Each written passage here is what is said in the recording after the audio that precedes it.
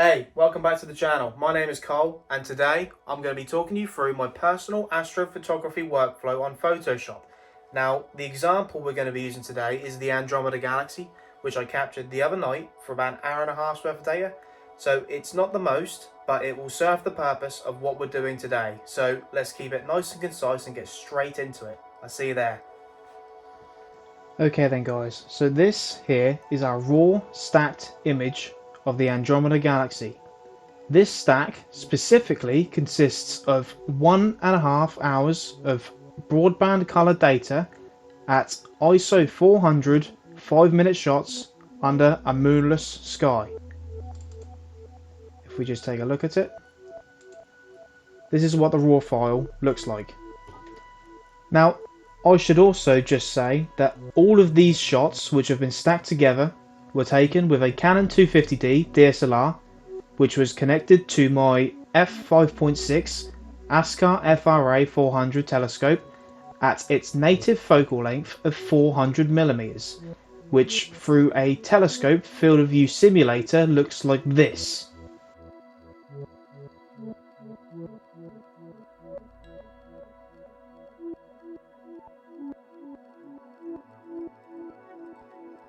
Now, I should also just say that this stack consists of literally no calibration frames. So we've got no flat frames, no bias frames, and no dark frames. So hopefully this is going to help showcase what's possible in terms of the post-processing with the bare minimum amount of background noise reduction techniques, aside from obviously purely stacking this data and all the shots together. Okay guys, so now that we're back to the raw file of this stack, what we're now going to do is go through into Adobe Photoshop and actually talk you guys through how I would personally post-process this image. So if we just open up Adobe Photoshop, there we go, this is the menu, and next what we're going to be doing is stretching and leveling our data with some downloadable ArcSign presets, which you can find on the internet for yourself if you're interested. Okay, so before we do any stretching, what I personally like to do is a basic saturation and vibrance boost to the data, as when you stretch your data, you can remove some of the color information in the image. Now this is natural and it's nothing to worry about. So all I'm going to do is press Ctrl J to create a new layer, which is different to your background layer. I'm going to go into Filter, Camera Raw Filter. I'll come down to Vibrance and Saturation, and I'll just give it a minor boost, just like that. Next, all I'm going to do is press Ctrl M. This is the stretching menu. And if I go into here, I can load a preset. I'm going to go for ArcSign 30. Press OK. After this, I'm going to level my data to bring in some of those darks. And all I'm going to do is press Ctrl L. Now here we can see two peaks. And this is mainly because our background is not going to be completely dark, and we'll deal with this in a moment. But all I'm going to do is just bring this data along, just like that. Now what I like to do is just press Ctrl J again to make a new layer, which is separate to the layer we've just made there, in case we make any mistakes. And I will press, actually no, first I'm going to do a Camera Raw Filter again. Vibrance, Saturation Boost, Ctrl M. This time I'm going to do a less aggressive stretch by doing ArcSign 10. ArcSign 1000 will be the most aggressive stretching technique for you to use.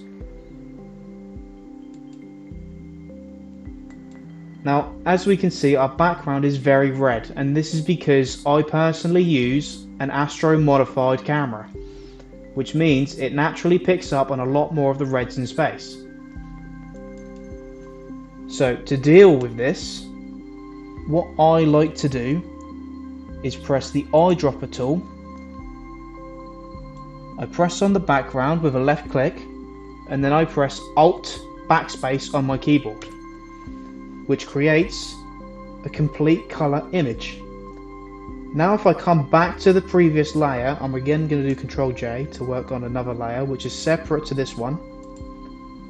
If I go into Image, Apply Image, Subtract, OK, and then if I turn the visibility of this layer off, we can now see we have a neutralized image. Okay, so now that we have this neutral background with our image, what we've also done is neutralize the colors inside of the Andromeda Galaxy itself as well, which is exactly what we wanted. What we can also now do is remove this layer as we don't need it anymore. And then if we go back and press Ctrl L, we can see we now have one peak of the data. So I can bring this in just like that. And now our background sky is perfectly dark. Okay, so now that we have this image currently at this stage where it's completely neutral and we've also neutralized the background sky, what I want to do is work on just the Andromeda Galaxy and its galaxy satellites without interacting with the stars, because when we stretch our data, we're also making the stars more bloated. And basically what I mean by this is, if I were to show you an example, if I press Ctrl J and press Ctrl M, if I were to give this image a very heavy stretch, if you can see the core itself of the Andromeda Galaxy has blown out, we can't make out some of those finer details, and this star here has become very bloated. If we were to bring this back down, you can see it does actually have a finer point. So, to work on just the Andromeda Galaxy itself, what I'm going to do is press Image, Duplicate, Duplicate Merge Layers to keep the file size down, and I'm going to call this layer Starless.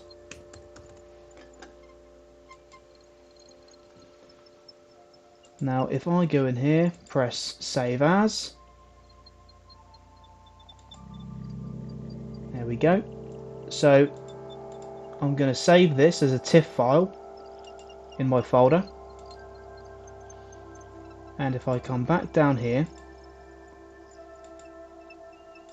here is my Starless image. I'm going to cut this into a folder I have here called StarNet.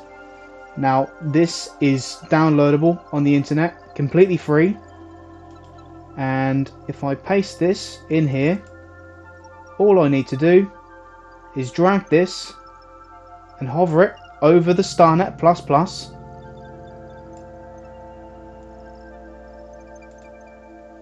and it will now do its thing. This will now go through the image and remove all of the stars, just leaving the data of the galaxy itself which we want to work on.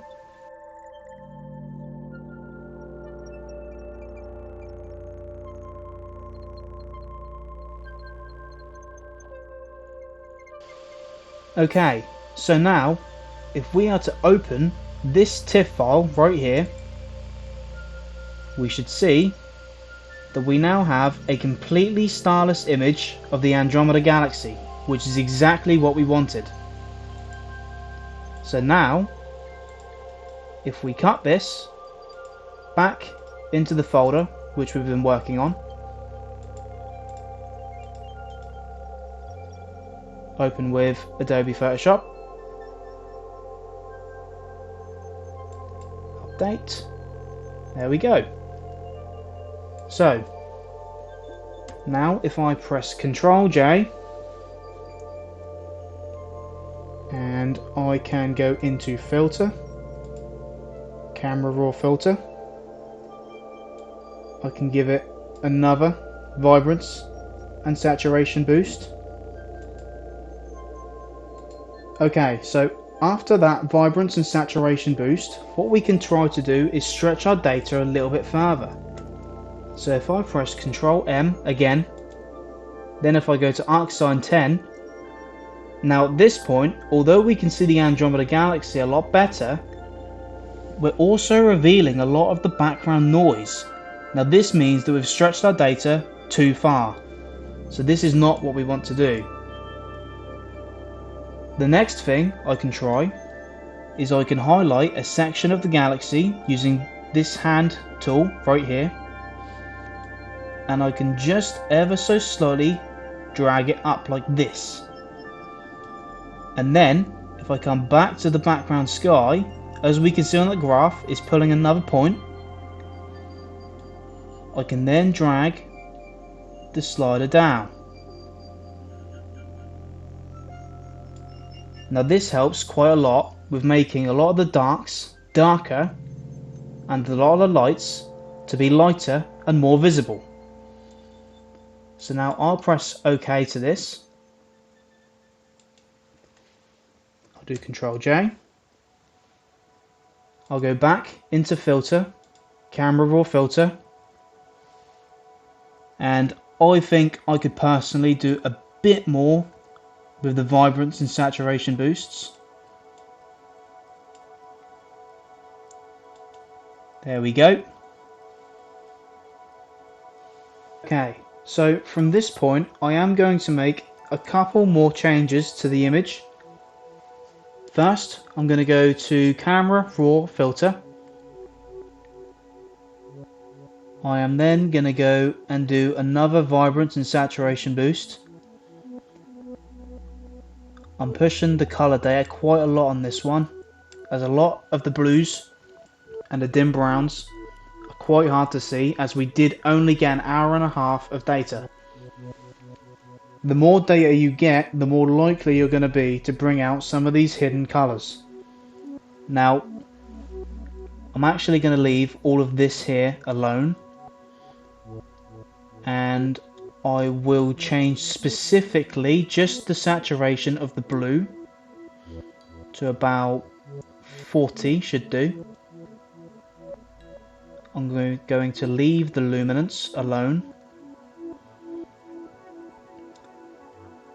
I'm not going to do any noise reduction just yet, but this is the one I'm interested in. As it currently stands, the image doesn't look too bad, but if we were to zoom in, all of a sudden we can see all of these streaks of blue, green and dim reds, and this is our color noise.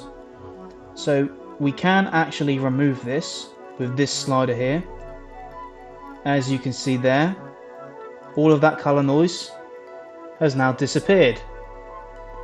But what you've also got to be careful of is not to go crazy on here, because we have some of these dim blues, and if we push our color noise reduction too much, they will start to disappear, as you can see in the outer edges here. So if I bring this back to about 50 should do. And as it currently stands, I'm not going to do much else to this. There we go. So I'm going to make a new layer again, and this time I'm going to stretch my data just a little bit more, just to see some of these outer spiral arms just a little bit more. So if I push it up just a tad bit, I'll go out to the edges, just bring it in a tad bit. I might have gone a bit too crazy on the stretching there. If I come back to this point here, there we go. And as we can see, I have actually blown out this core, and because I've still got this hand tool on, I can now go on the core and I can just ever so slightly bring that back down. There we go. So now if we look at the difference between what we just did there and the previous layer, the galaxy itself is now a lot more prominent in the image. Now, something else I do have access to on my Photoshop is something known as the Astronomy Tools action set, and on here it gives you a bunch of actions on Photoshop which you can use to speed up your astrophotography process. So, particularly, I like to do some space noise reduction, which will do a noise reduction to pretty much the whole image, apart from some of these central areas. And then deep space noise reduction will just get space itself and not the image. And after this, we'll do a quick local contrast enhancement, which is right here. And this will basically make the darker regions of the object darker and the brighter regions brighter.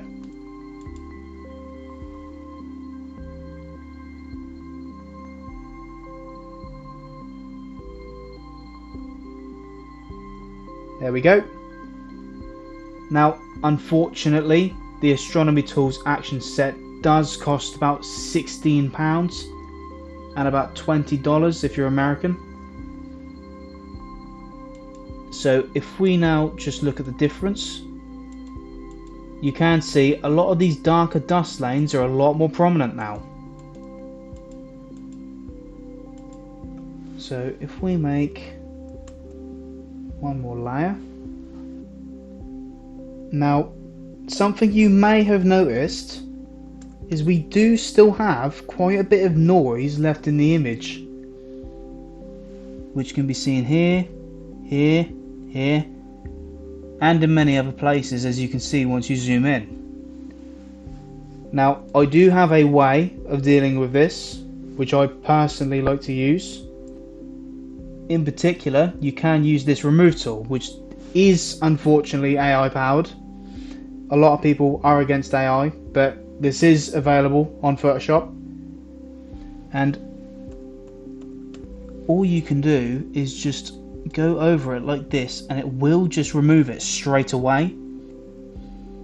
Now, as long as this doesn't change my image drastically, I'm absolutely fine with using this, in my opinion. As all we're doing is just removing some of the prominent bits of noise. I'm not going to go over and do all of it.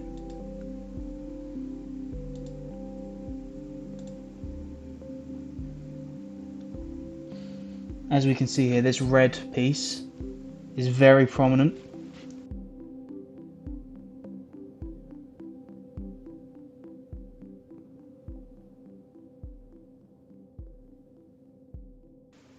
And there we go. Most of that very, very prominent noise has now been removed. Okay, so now that we have this image in what I would call it to be its final state, what we can now do is, if I highlight the final layer like this, and you can tell it's highlighted because we have this white box around here, and all I'm going to press is Control A. This selects the image itself. Then I'm going to press Control C to copy it. Then if I come back to the original layer, which we were just working on, I can then press Control V to input this new starless image, which we've just processed, into here. And now if I press on lighten, what this will now do is reveal all of the stars in the previous image. Now, depending on what kind of image you actually want to produce, whether this be with more stars in the image or have less, for example, we can go back to the very first image we actually took by unhighlighting the visibility of these layers here, and we get all of the natural stars in the original raw file which we had stacked in the first place. And just to show a complete and utter comparison between the file which we started with and the final image, all I have to do is unhighlight this layer here. It's a pretty damn drastic difference for only an hour and a half's worth of data. If you were to have captured 10 to 16 hours or even more, the details within the core of this galaxy and the outer spiral arms would look absolutely incredible. So at this point you can just play around with the stars, get them to be in a state which you like them to be, and then you can call this image finished. So thank you guys for watching. I hope you've learned something, and I hope you have a lovely rest of your day. Clear skies.